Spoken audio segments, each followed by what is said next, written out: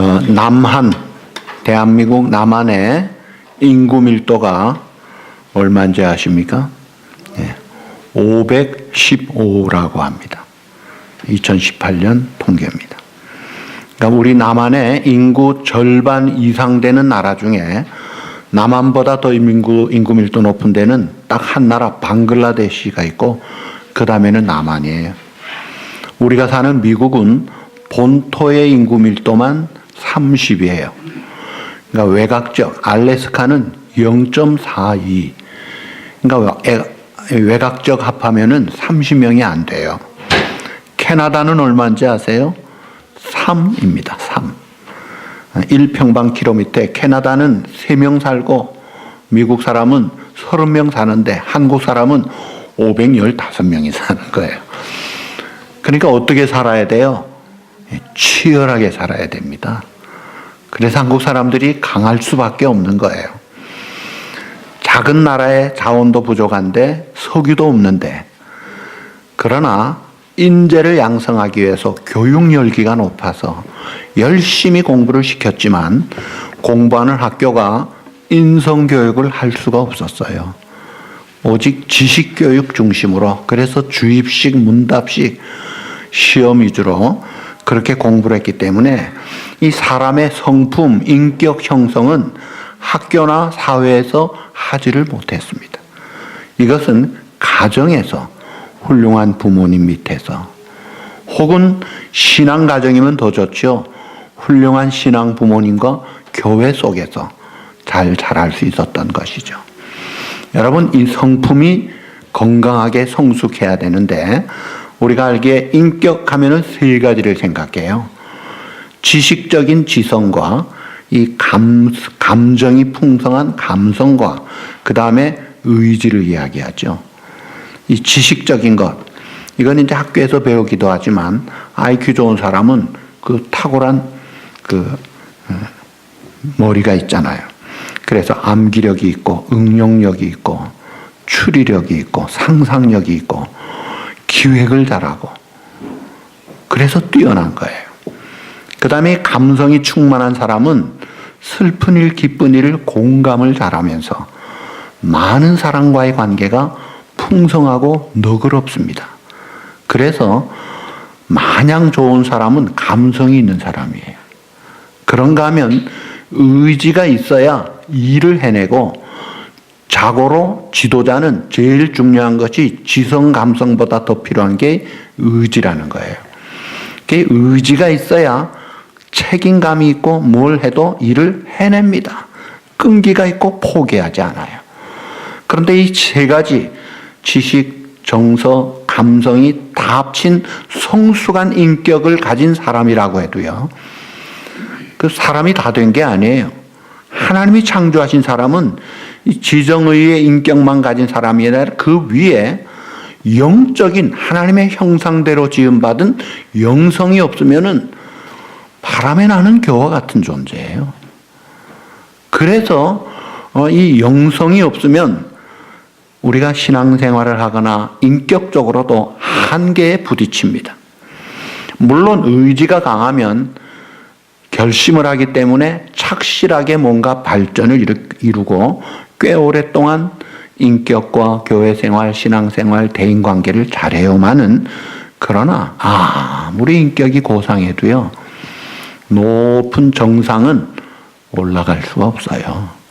이 정상, 고지는 우리의 인간의 본성 가지고는 못 오르는 곳이에요. 근데 하나님은 그 고지에서 살라는 거예요. 그 고지에 어떤 것이 있나요? 성경에 너의 원수를 어떻게 하라고 했어요? 원수를 사랑하라. 원수를 우선 용서하고 사랑하고 축복하고 기도해주고, 굶었을 때 먹을 거 주고 목마르면 마실 걸 줘라. 여러분, 이건 맨정신으로 인격 성숙하다가 할 수 있어요? 절대 안 됩니다. 원수 하면은 밥맛이 싹 가는 거예요. 자다가도 잠이 깨는 거예요. 막 신경이 쓰이는 거예요. 속에 불이 붙는 거예요. 그런 사람이 원수인데 어떻게 원수를 축복까지 합니까? 이거는 할 수가 없어요. 그리고 이는 그리스도 예수 안에서 너희를 향하신 하나님의 뜻이니라고 데살로니가전서 5장 16, 17, 18절에 말씀한 하나님의 뜻이 뭐예요? 항상 어떻게 하라? 기뻐하라. 여러분 항상 기뻐하세요? 좋은 일이야 기뻐하죠. 근데 당장 내 자식이 망가졌는데, 당장 무거운 짐이 생겼는데 그래도 헤헤거리고 웃을 수 있나요? 쉬지 말고 기도하라. 그리고 범사에 어떻게 하라? 감사하라. 늘 감사하십니까? 좋을 때 감사해. 누가 못하겠어요? 어려울 때, 더 악조건으로 형편이 없을 때 그래도 감사합니까? 여러분 이것은 인간의 맨정신, 맨본성, 옛사람 가지고는 절대 안 됩니다. 죽도록 어떻게 하라? 충성하라. 이 율법책을 내 입에서 떠나지 말게 하며 주야로 그것을 묵상하라. 그리고 그 가운데 기록한 것을 어떻게 하라? 다 지켜 행하라. 다 알지도 못하는데 어떻게 다 지켜 행해요? 그러니까 이런 고지에 우리 인간의 성품이 성숙에도 오를 수가 없어요. 이거를 주님이 아시고 요한복음 4장에 비유로 잘 설명을 하셨어요. 그러면서 내 의지로, 내 노력으로 힘을 다해 하는 것은 우물물 생활하는 거예요. 우물물 신앙, 우물물 인격. 그러니까 이 우물물은 다시 목마르려니와. 이 우물물은 어떻게 해야 돼요? 두레박을 넣어서 물 길러온 만큼만 내가 쓰고 떨어지면 어떻게 해야 돼요?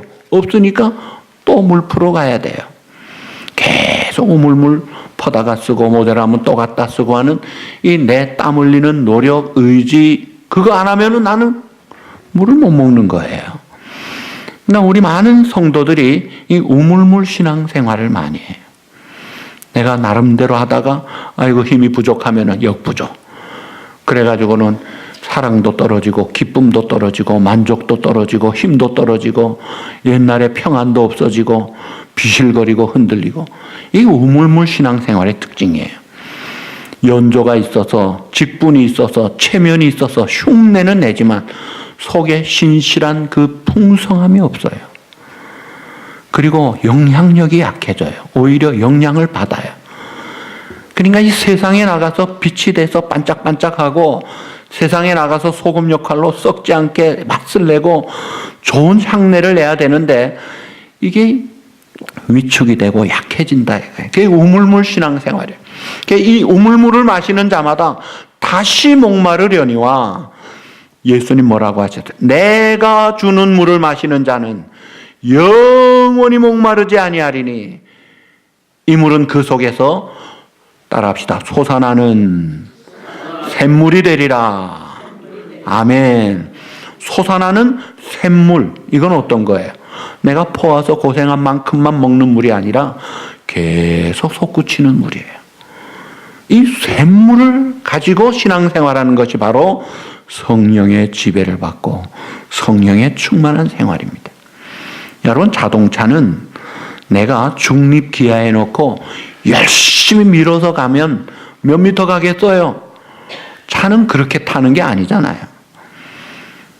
차에 타서 시동 걸고 붕 해서 그 윤활유, 휘발유의 힘으로 팡 하고 엔진의 힘으로 가는 게 자동차예요. 신앙생활도 마찬가지. 많은 사람들이 뉴트럴 기아, 중립 기아에 놓고 내 힘으로 합니다. 그러다 번아웃 되고 아이고 이제 못하겠다. 좀 쉬었다 하자. 그리고 또 힘 좀 생기면 또 한번 밀어보고, 이렇게 하지 말라 이거예요. 물론 우리가 의지도 중요해요. 지성, 감성 다 중요합니다만은 그거로 오르지 못할 고지가 많기 때문에 하나님께서 성령으로 충만한 가운데, 그래야 하나님께서 내가 온전하니 너희도 온전하라. 내가 너희를 사랑한 것 같이 너희도 그렇게 사랑하면 이로써 모든 사람이 너희가 내 제자인 줄 알리라. 이같이 너희 빛을 사람 앞에 비치게 하여 저희로 너희 착한 행실을 보고 하늘에 계신 하나님께 영광을 돌리게 하라. 영향력 있는 삶을 살려면 오직 성령으로 충만해야 된다는 거예요. 이 솟아나는 샘물 같은 그 역사가 있어야 되는데, 이미 우리가 예수 믿을 때 성령님이 우리에게 오셨어요. 성경은 말합니다. 예수 그리스도를 주라고 시인하는 자는 성령이 오지 않으면 할 수 없다고 그랬어요. 그래서 내게 믿음 주셔서 예수 그리스도를 나의 구주로 믿고 죄를 용서하시고 구원하여 주시고 나를 영원한 생명길로 장차 주님과 같이 온전하게 될 때까지 인도하시는 성령님이 오세요. 그것을 가르쳐서 성령으로 거듭났다 혹은 성령으로 세례를 받았다고 하는 거예요. 성령으로 세례를 받은 것은 한 번이면 족합니다. 번데기가 나비가 되고 계란이 병아리가 되는 건 한 번이면 끝나는 거예요. 그러니까 성령님이 오셔서 떠나지 않고 우리와 함께 영원토록 거하시는 거죠. 근데 문제는 그 성령님이 오셨는데 그 성령님이 나를 지배하시고 주도하실 수 있도록 충만함으로 살아라 이거예요. 그렇게 성령의 충만함을 받으면 내 노력에 의진해서 하는 듯 하다가 또 안 되고 기진맥진하는 그런 삶을 초월하게 됩니다. 심지어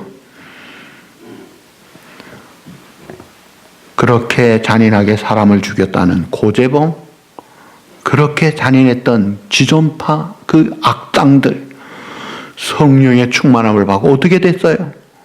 성자같이 됐어요. 보통 인격 정도가 아니에요. 월등한 탑으로 올라가더라 이거예요.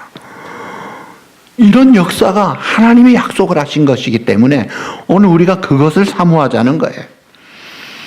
자, 한국 기독교 방송 CBS에 매주 새롭게 하소서라는 간증 프로그램이 있어요. 거기에 신용원이라는 분이 출연했습니다. 저는 9살 때 아버지가 돌아가시고 헐어머니 밑에서 가난하게 살았습니다. 그런데 감사하게 머리가 좋아서 똑똑해서 공부를 잘했어요. 그래서 자기는 장차 법관이 되겠다. 고등고시 패스해서 법관이 돼서 좋은 일도 하고 훌륭한 사람이 돼야 되겠다. 열심히 공부를 하던 중에 티네이저인데 친구 어머니로부터 정말 충격적인 비수 같은 말을 들어요. 무슨 말이냐면 그 친구 어머니가 자기 아들에게 야, 너 영혼이하고 놀지 마. 쟤는 가난하고 아버지도 없어. 저런 애하고 놀면 안 돼. 이 소리를 들은 거예요. 여러분, 자기 집 가난하고 아버지 없는 게 이 영혼이 탓이 아니잖아요. 너무나 분한 거예요. 이게 감당이 안 되는 거예요. 그래가지고 막 너무나 아주 분노가 치밀어 올라서 아예 의도적으로 탈선해서 완전히 삐뚤어 나갑니다. 아주 반항심에 그 사춘기가 영어로 갱 에이지예요. 갱 같은 에이지다 이거예요. 그래가지고 주먹패 휘두르는 친구들하고 휩쓸려 버립니다. 그러면서 군대 가서 왼쪽 검지를 이 둘째 손가락을 잘라버리면서 의가서 제대를 하고 사업을 하다가 쫄딱 망하고 마약에 손을 댑니다. 대마초만 하는 게 아니라 필로폰까지 하면서 그러다가 1994년에 조계종 폭력 사태의 주동인물로 선동을 합니다. 그러면서 지명수배를 받으니까 있을 곳이 없어서 경기도 어느 기도원에 숨었어요. 근데 이 신용원이 이번 내가 이렇게 살아서 뭐 하느냐, 죽어야 되겠다 해가지고 빨랫줄을 가져다가 몸매어 죽으려고 하다가 어머니 생각이 난 거예요. 근데 어머니가 늘 했던 말이 있어요. 영원아, 너는 하나님이 은혜를 받으면 너는 사람 된다. 한 번만 은혜를 좀 받아라. 이게 기억이 나더래요. 그 어머니 생각에. 그래서 기도원이니까 정말 하나님이 살아계시다면 한번 기도해보자 해서 기도하고 죽으려고 하나님 앞에 부르짖었대. 하나님 정말 살아계시면 나에게 그 은혜가 뭔지 모르는데 은혜 한번 줘보세요. 안 그러면 난 이제 곧 죽습니다. 팍 발버둥 치면서 부르짖었는데 그 어머니의 기도가 어디로 가겠어요? 하나님이 강한 전기의 전압 감전되듯이 성령이 임한 거예요. 불을 받은 거예요. 방언이 터지고 막 사람이 달라진 거예요. 정신 차린 거예요. 그래서 자수를 합니다. 감옥에서 형을 살고 나와고 내가 어떻게 살겠느냐? 목표는 분명하다. 나를 살려주신 하나님 위해 살아야 되겠다. 그래서 신학교를 가서 목사가 되고 마약 치료 재활 공동체 교회 소망을 나누는 사람들의 담임 목사로 감옥에 있다가 나온 사람들, 마약에 찌들린 사람들, 버려진 청소년들을 위해서 그 사역에 헌신해서 희생적으로 지금 일하고 있어요. 그가 그런 말을 해요. 성령의 충만함을 통해서 나는 새롭게 되었습니다. 내 삶의 목표는 이제는 하나님을 위한 삶으로 변화가 됐어요. 예수님이 과부와 병든 자와 그 참 소경들, 그런 소외된 자들과 함께 하셨듯이 저는 이제 사회적인 약자로 살아갈 수밖에 없는 그런 사람들을 위해서 예수님 뒤를 따라서 살고 싶습니다 하고 헌신해서 지금 사는 거예요. 여러분, 이 사람 손가락 잘라가면서 마약에 찌들리고 아무도 못 말리던 짐승도 못한 그런 취급받다가 성령의 충만을 받으니까 달라지잖아요. 그게 하나님의 능력이 임한 거예요. 그래서 오직 성령의 충만을 받으라는 이 놀라운 명령을 주시면서 그것을 주시겠다는 거예요. 그런데 이 성령 충만 이전에 그 앞에 보시면 술 취하지 말라. 이는 방탕한 것이니 라고 합니다. 이제 소극적으로 술 취하지 말라는 거예요. 물론 이 술이라는 게 알코올만이 아니에요. 중독되는, 알코올만이 아니라 중독이 또 뭐가 있나요?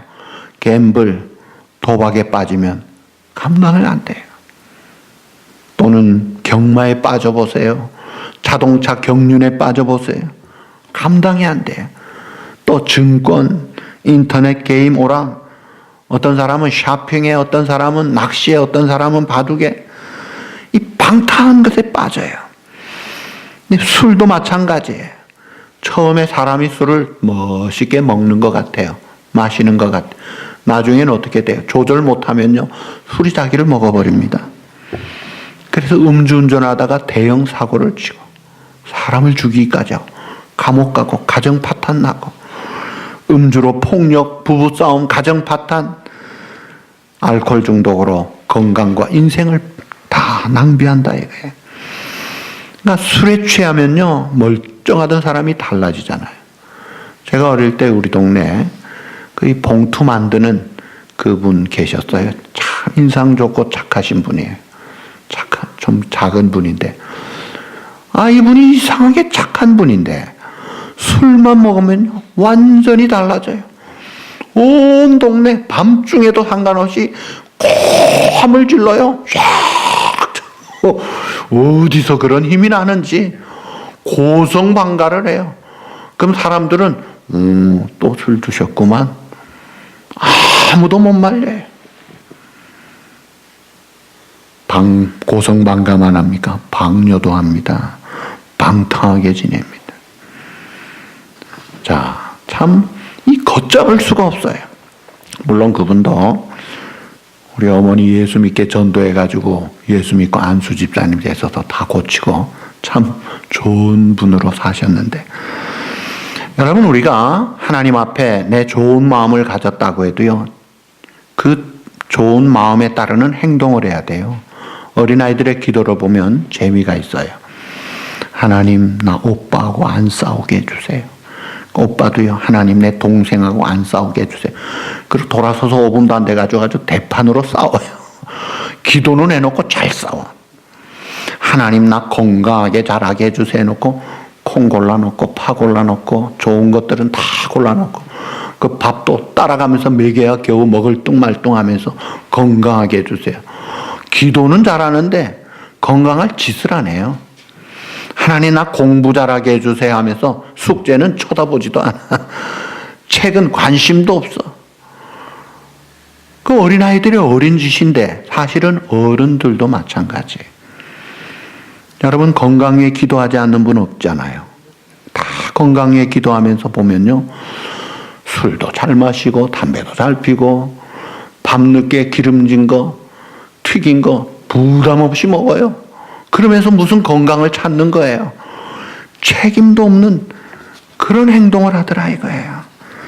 자, 잠언이 인생의 지혜를 가르쳐 주는데 그 잠언 23장 29절에 보면 이 술 마시는 자에 대한 표현을 합니다. 술 취한 사람.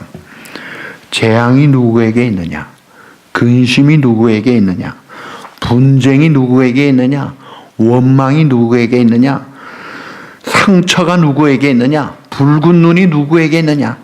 그러니까 늘 재앙 속에, 근심 속에, 분쟁 속에, 원망 속에, 상처 속에 눈 시뻘겋게 사는 사람이 누구냐? 정답, 술에 잠긴 자에게 있고 혼합한 술을 구하러 다니는 자에게 있느니라.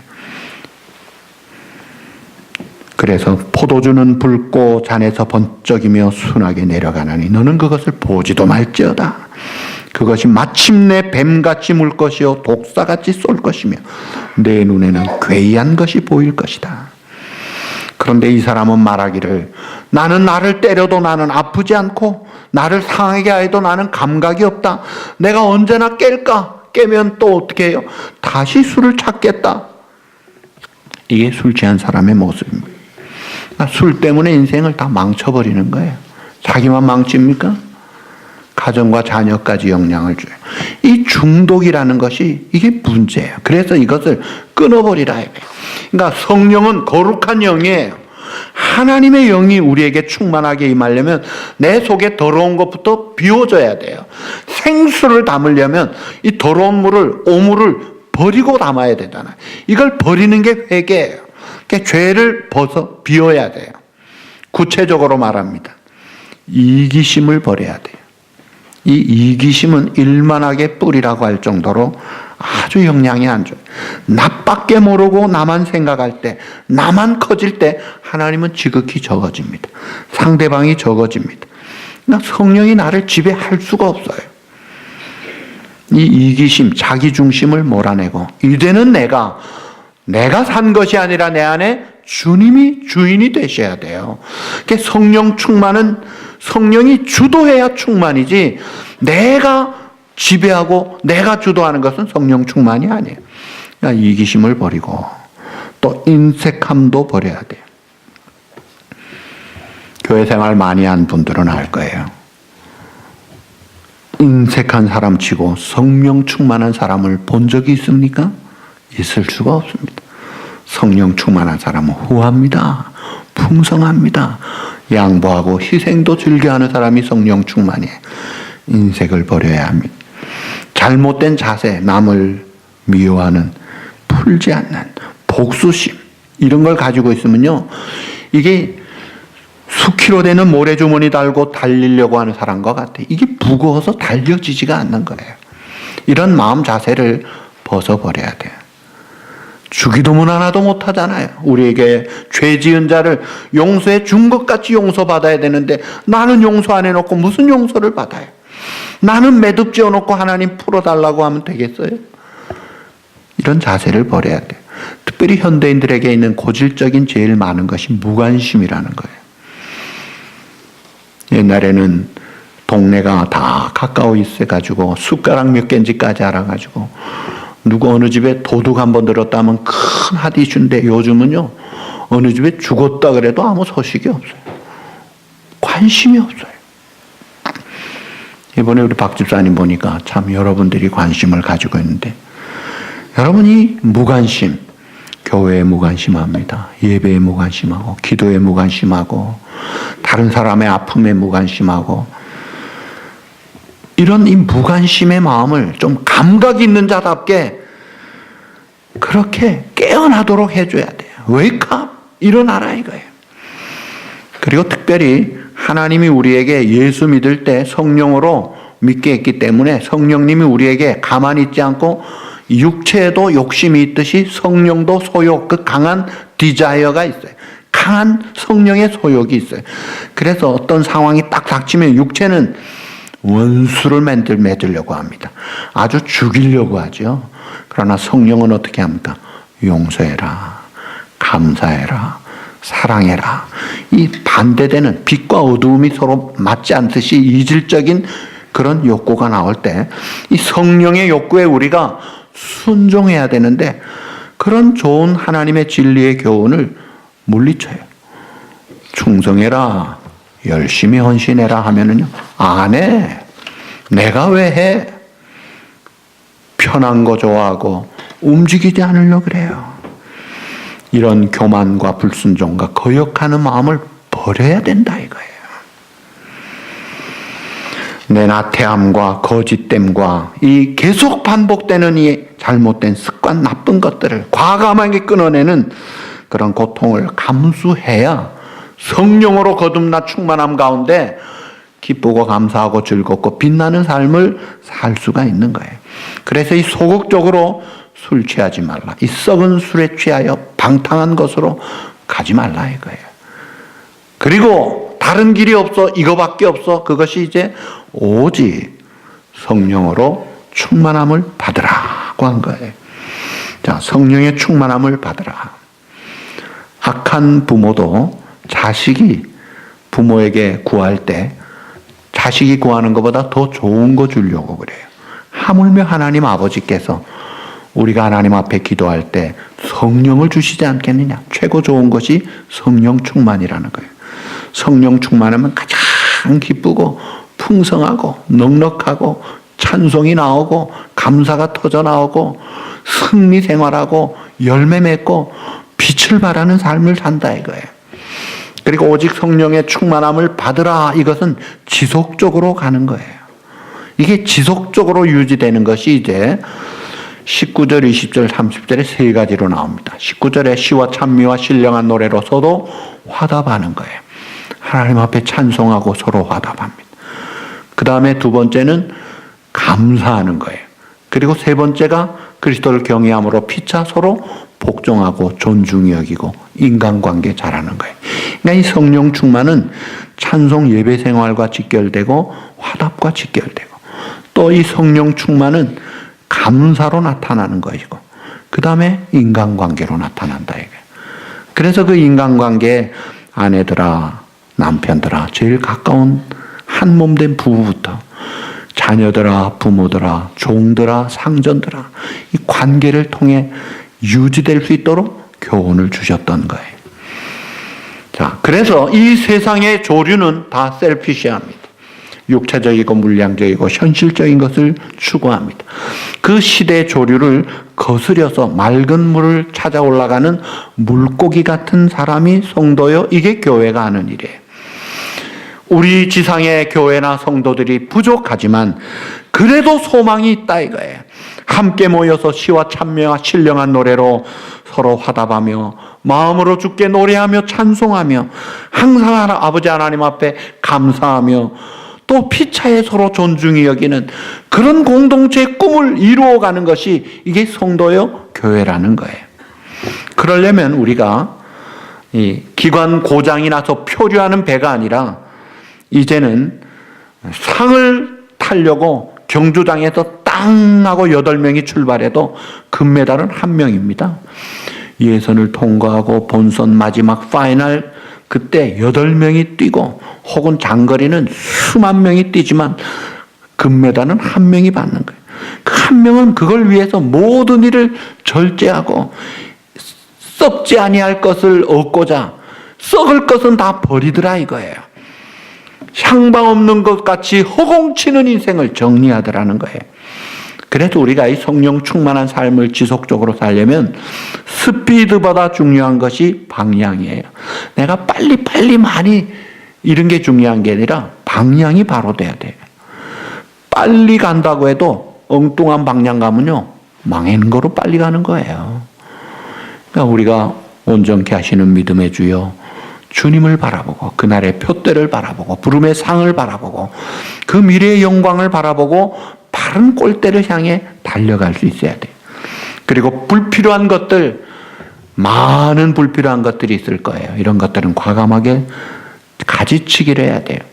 여러분 애들 교육시킬 때 3가지로 나누어서 꼭 하지 말아야 될 것이 있고 해도 되고 안 해도 되는데 하면 좋은 것이 있고 그러나 반드시 해야 될 것, 이 3가지로 나눌 수 있어요. 그래서 마스트 꼭 해야 될 것, 이건 절대 포기하지 말아야 될 것, 거기에 집중하라 이거예요. 비즈니스에도 마찬가지예요. 반드시 해야 될 것, 하루에 딱 3가지만 정해서 해도요, 그 비즈니스는 성공합니다. 그런데 보통 보면요, 삐딱한 우리 부정기질이 있어가지고 꼭 하지 말아야 될 것을 잘해요. 그러니 될 일도 안 되는 거예요. 단순해야 돼요.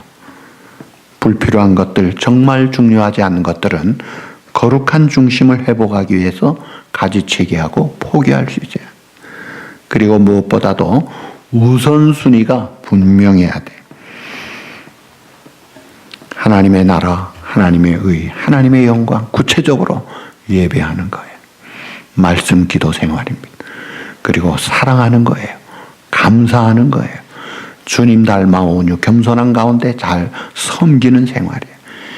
이런 생활에 중심을 두고 우선순위를 두고 할 줄 알아야 계속해서 풍성한 삶을 살아갈 수가 있어요.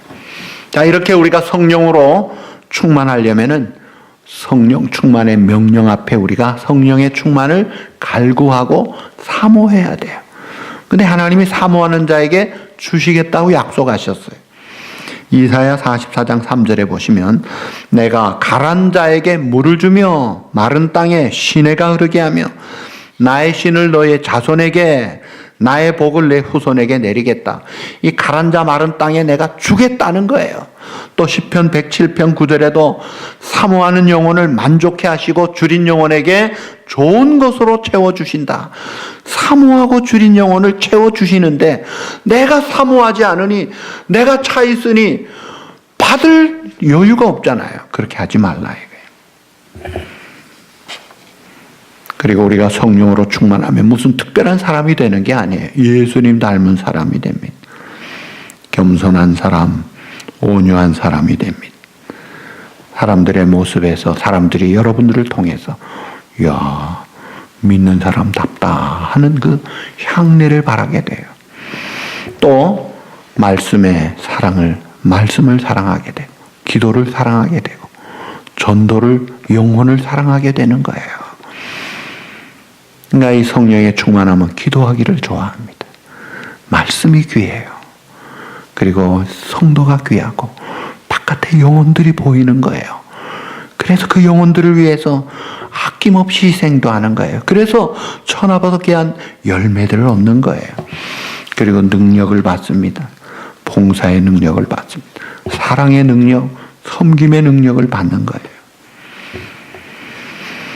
하나님의 일에 대한 열심을 가지고 힘있게 감당하는 거예요. 그저 형식지례로 주일 한번 나와서 구색만 갖추고 끝나는 것이 아니라 늘 평소에도 경건 생활 힘쓰고 참 틈만 나면 찬송이 나오고 감사가 나오는 그런 열심이 있고 특별히 다른 사람들을 그리스도께 인도하는 그런 열정이 있는 거예요. 한 사람 전도하려면요. 시간, 물질, 몸, 정성, 온갖 신경이 들어가는 기쁘게 감당하면서 사실은 전도하는 사람이 은혜와 축복을 많이 받는 것입니다. 그리고 모든 일에 항상 하나님께 영광을 돌리기를 주저하지 않습니다. 내가 생색내고 내 이름 석자내고 내가 존경받는 게 아니라 다 주님께 영광 돌리고 그것을 즐거워하는 거예요. 그러는 자를 하나님이 가장 귀하게 쓰시는 거예요. 그리고 성령 충만하면 마지막 때를 준비합니다. 성령 충만하지 않은 자는 마지막 때를 두려워하죠. 그러나 성령 충만한 그날을 사모하는 거예요. 주의할 것이 있어요. 성령을 소멸하지 말라. 무슨 말이에요? 성령님이 용서해라, 사랑해라, 감사해라, 충성해라. 확실하게 우리가 믿는 자라면 그런 말씀을 하십니다. 그런 뜻을 가르쳐 주세요. 이걸 지로라 그래요. 그럴 때 거절하지 말라. 나 안 해. 내가 왜 해? 왜 지금 해? 핑계하지 말라. 성령을 소멸하지 말며 회방하지 말며 근심하게 하지 말며 속이지 말며 시험하지 말아서 성령으로 시작했다가 육체로 마치겠느냐? 그렇게 하지 말라는 거예요. 자, 이 성령에 충만하면요, 내적인 열매로 성품이 주님을 닮아가는 거예요. 뿐만이 아니라 외적인 열매로 영향력을 끼칩니다. 향내가 나고 특별히 전도의 열매를 맺힙니다. 그래서 화평케 하는 피스메이커가 돼서 서로 화답하며 피차 복종하는 관계로 깨어진 관계가, 틀어진 관계가, 멀어진 관계가 회복됩니다. 평화가 유지되고 다시 하나가 되는 거예요. 그 성령 충만한 자가 사람을 멀리하는 게 아니라 사람을 연결합니다. 기다려주고 품어주고 하나가 되게 하고, 그래서 하나님의 영광을 드러내면서 주님의 일을 더 세워가면서, 특별히 성령 충만한 자는 감사하는 거예요. 좋을 때 감사해. 누가 못하겠어요. 더 어려워져도 여전히 감사합니다. 그래서 진짜 축복을 누리는 거예요. 무신론자는 감사가 없어요. 마귀는 감사가 없어요. 그러나 오직 성령 충만한 영혼은 늘 감사할 수 있어요. 그래서 언제나 풍성한 삶을 누리는 거예요. 자, 오늘 마지막에 여러분들 생각해 보세요. 내가 신앙생활하는데 기쁨도 없고 즐거움도 없고 감사도 사라지고 교회 와서까지 세상 걱정하고 예배 시간에도 엉뚱한 생각이 나고 앉아있다면 이거 성령 충만하지 않은 거예요. 영적인 차가움과 냉랭함이 있다면 바꿔야 합니다. 성령의 솟아나는 샘물 같은 영원히 목마르지 아니한 그 성령의 충만함을 사모하면서 정말 독수리의 날개치며 올라간 같이 비상하고 우리 주님을 닮아가면서 하나님의 그 위대한 사역에 함께 동참하고 함께 꿈을 꾸며 소망 중에 힘있게 전진하는 그런 성령 충만한 주역이 바로 여러분이 되시기를 우리 주님의 이름으로 축복합니다.